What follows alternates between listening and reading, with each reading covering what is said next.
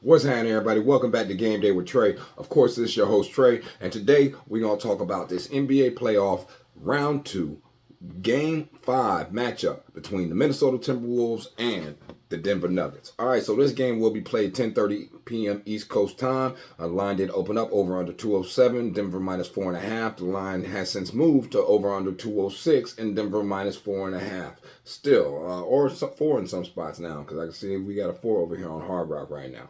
All right, so let's go ahead and let's get into this and let's look at these two teams, man. Minnesota Timberwolves will be starting to feel low pressure now, guys, now that they disappointed the world and all of their fans by losing 2 games at home, doing the same thing Denver did.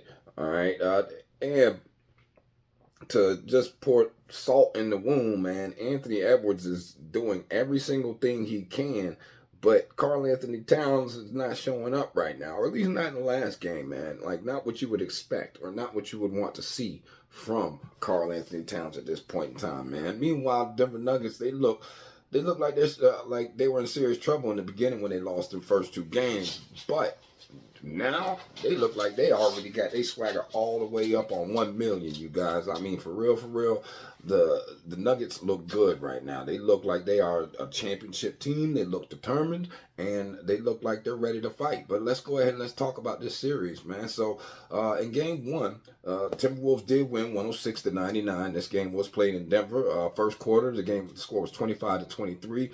Denver. Second quarter, nothing but defense. Denver 19, Minnesota 17. So Denver, I believe, did cover that first half, because that spread was like 2 points, I think, or something like that. Maybe, I can't remember. But I'm pretty sure, yeah, Denver did cover that first half. Then you got third quarter.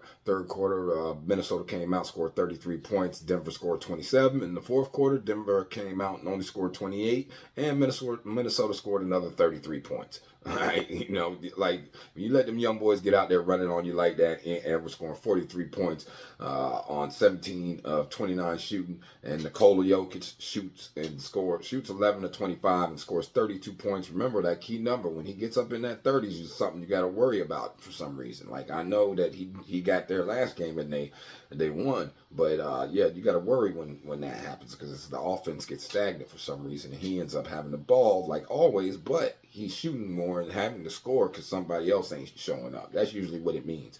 Anyway, so Minnesota shot 52.4% from the field, whereas Denver shot 46.7% from the field. Minnesota shot 40.7% from 3. Denver did shoot 41.9% from 3. Minnesota turned the ball over 14 times. Denver turned the ball over 12 times, and Minnesota out-rebounded them 42-34, and that's the key. It always comes back to the rebounds, guys. So when we look at game 2, Timberwolves won 106-80 once again, hitting that key number of 106. Same number, man. That's crazy. All right, so first quarter, Minnesota came out, playing the same way they were playing in that at the end of the last game. It was 28-20. And then at halftime, or the second half, they came out and did the same thing that they were doing in the second half of the last game, and they scored 33 to Denver's 15 points, man. Playing that lockdown defense that we all know Minnesota can play. All right, and Naz Reid was very effective in that game, and so was Karl Anthony Towns, hence why that happened. So Minnesota covers the first half. Then the third quarter, Denver comes out, scores 25, Minnesota scores 21, and then the fourth quarter, Minnesota scores 24, Denver scores 20, and it's a 106-80 victory, guys. Karl Anthony Towns scored 27 points, like I said, in that game, which is what you kind of need to see. Aaron Gordon led the team for Denver with 20 points. That's not what you want to see with Denver. If Aaron Gordon's leading the team in points, usually not a good thing. Even though I like Aaron Gordon. He's a great player. I like the fact, I just like a lot about Aaron Gordon. He's a good dude. All right, but anyway, so Minnesota shot 50% from the field. Denver shot 34.9% from the field. Then Minnesota also came out and shot 39.4% from 3, and Denver only shot 30% from 3, guys. But when you combine that with the fact that Denver turned the ball over 19 times in that game, and to Minnesota's only 12 turnovers, you got to understand why they lost, regardless of the fact that Denver out-rebounded them 50-42. But that's a troubling trend if you see that Denver's out-rebounded them, all right? Because in Game 3, okay, it came out here, and Nuggets won 117-90, all right? Nikola Jokic led the team with 24 points, and Ant Edwards only had 19 points in that game, and he led the team with that 19 points. And that you was about to see why, because in the first quarter, Denver came out, won that 28-20. Then Denver come out, won the second quarter, 28-21, cover the first half. Then Denver come out and win the third quarter, 37-25. Then Denver come out and tie the fourth quarter, 24-24. But what does it matter? Because they up 117-90, guys, at this point in time. Jokic was doing him this game, guys. I mean, like he was a beast. You can't take nothing from Jokic. You can't take nothing from Wade Murray. And Jokic came out in Game 3 and played this series to become 2-1 at that point. All right, so Denver shot 53.8% from the field, whereas Minnesota shot 43.7% from the field. Then, from when you look from three, Denver shot 48.3% from three, and Minnesota shot 30.3% from three, guys. Like that's. At 48.3% from three, that's 50% almost, guys. All right, then when Minnesota turned the ball over 16 times in that game to Denver's only 11 turnovers, and Denver out-rebounded them 40-32, what do you expect to happen? Like, that's it. That's how it's going to go. Then when you go Game 4, Nuggets come out and get another victory in Minnesota, 115-107. First quarter, it was Denver 29-24. Second quarter, it was Denver 35-25. Third quarter, Minnesota finally fought back a little bit and they won that quarter 30-26. But in the fourth quarter, man, it didn't matter at that point. Like it was close, but it wasn't really that close, man, because it was 28-25 in the fourth quarter. Minnesota won that quarter, but they lost the game 115-107, guys. Look at that first half, how they came out. They came out and really just put it on them. Denver, like it. That's what did it. You know, that's honestly what did it. And honestly, just to be 100, it was that 8-point swing at the half when Jamal Murray hit that three at the end of the half. Like that 8 points is exactly what they won by. You know, Jokic had 35 points that game. Ant Edwards had 44 points that game. Denver shot 57% from three from the field, and Minnesota shot 47.6% from the field. Denver came out, shot 44.8% from three. Minnesota shot 39.3%. Like, it's not that bad. Denver 12 turnovers. Minnesota 11 turnovers. But Minnesota won the rebounding battle, guys. 42-31, despite how bad they played. And the fact that nobody in their starters had over like 11 points besides Ant Edwards or something like that. I think it's a crazy number like that. You know, they won the rebounding battle.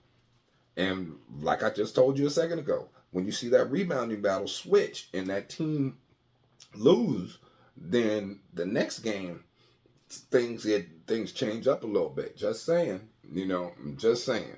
Okay. So, but I also can't see everybody losing home games in this series either. Like, I don't know if that's going to actually go down like that either. But, you know, hold up. We're not even all the way through this. So, when you're talking about these two teams, man, we all know that last meeting, like I said, was 115-107. All right. And it seems like it was 2 years ago that this team was up 2-0 on the Denver Nuggets going back home. But, you know, now it's 2-2. Okay. Series is tied. All right. Nuggets look in sync. Well, you know, and right now Minnesota look kind of out of sync, especially with the way that Cat was playing, man. Karl Anthony Towns, he's got to kind of show up more than he showed up in the last game.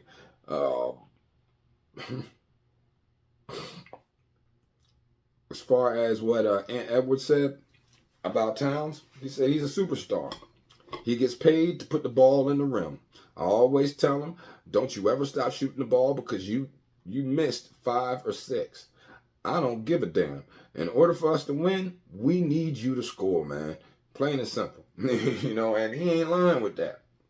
He ain't lying with that at all, man. I understand that a lot of people been crucifying him because he's been saying a lot of things about we and we. Well, that's what you say when you're a leader. When you're a leader, it's we. It's not me or I. It's we, because we all move as one.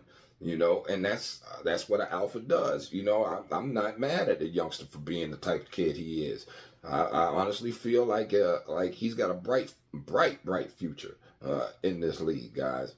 very, very bright future. So when you're looking at the injury report for these two teams, okay, of course, Jalen Clark is always going to be out because of that Achilles, and then Jamal Murray's always going to be listed as questionable, dealing with that left calf strain, saying that he's unknown if he's going to suit up. But I guarantee he suits up. There's no way he ain't suiting up, man. That boy is a dog, and he ain't gonna sit out. You have to make him sit out. Literally, you have to make him sit out. He ain't just gonna lay down like that.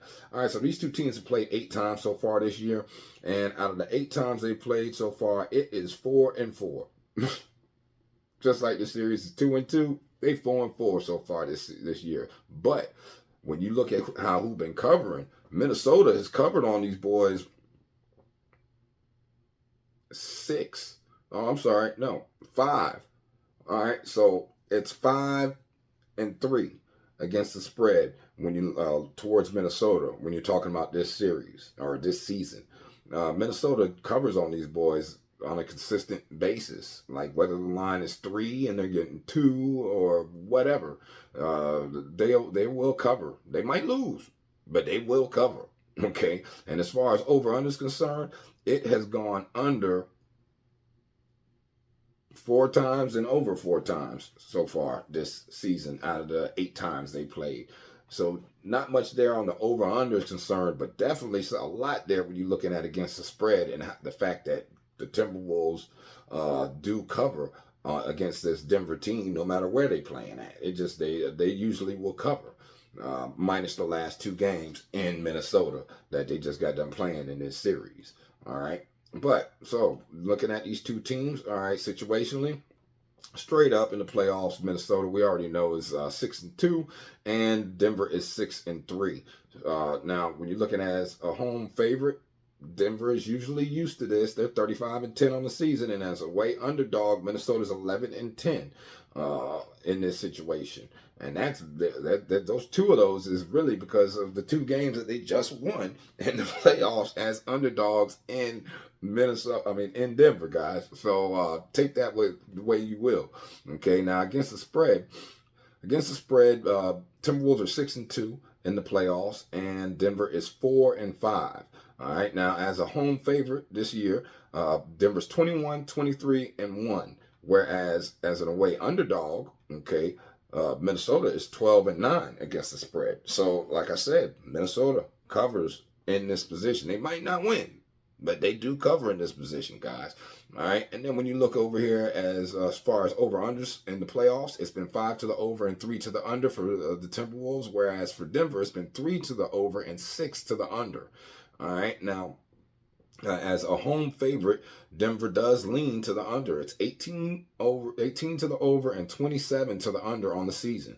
Whereas as a away underdog, Minnesota kind of leans to the over. It's 12 to the over and 9 to the under. All right, as far as on the season, despite the fact that this is supposed to be the best defense in the NBA, and literally when you look ranking right now in the playoffs, this defense is, I want to say, the number 2 defense in all. Where are they at? No, they dropped because Dallas got a little bit better. OKC's defense got a little bit better. Cleveland's defense got a little bit better. So they dropped. Okay, they're now ranked the 4th best defense left in the playoffs out of the 4 teams. You know what I mean? So, or out of the 8 teams. So you take that how you want to. You know what I mean? But that's not bad. You know, they're only giving up 103 points per game so far in this playoff. All right. But anyway, so right now Minnesota's averaging 101 points per game, and Denver's averaging 104 points per game. Take that as you will, because it's been blowouts on like all the way around the board at some points in this series. You know, for both teams, they both have gotten blown out at least once. Okay, and then when you're looking at how these 2 teams been matching up and what I'm feeling, well, you got to understand that the Timberwolves, all right, and these are the reasons why they have opportunity. You know, they're a young team. They're a team that has the ability to play some good defense, and the underdogs have won each of the Timberwolves' last 6 games. I'm just saying.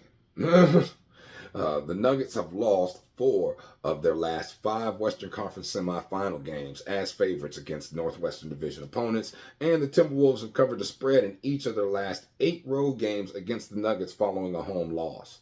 The Nuggets have failed to cover the spread in each of their last 5 games as favorites, guys. Now, when you talk about the Nuggets, though, they do have opportunities because the Nuggets have won each of their last 9 home games after winning as underdogs. So, like, money line, they are live. The Timberwolves have lost each of their last 6 games at Ball Arena following a home loss. Okay, the Nuggets have covered the spread in each of their last 4 games at Ball Arena following a road win, and the Timberwolves have failed to cover the spread in 4 of their last 5 games after losing as favorites. So, each of the Nuggets' last 6 playoff games have gone under the total points line, and 5 of the Timberwolves' last 6 road games against Northwestern Division opponents have gone under the total points line. So, well, who am I leaning? I like Denver money line. I like Timberwolves with the points. I know it seems like I'm flip-flopping, but I'm dead serious, guys. All right, and I like the under. Now, if you can buy a couple points on that, then you're good. Probably like get up to 207 or 208. I believe the defense will be tight in this game. Yeah, and this is going to be like make or break. We're gonna see how y'all young boys gonna react. Nuggets, I think, gonna come punch them in the face, but I think Timberwolves are gonna fight, guys. All right, but I don't know. Y'all tell me what y'all think in the comments. I will leave my pinned comment on the top. Y'all have a blessed day. Stay safe, man. Peace.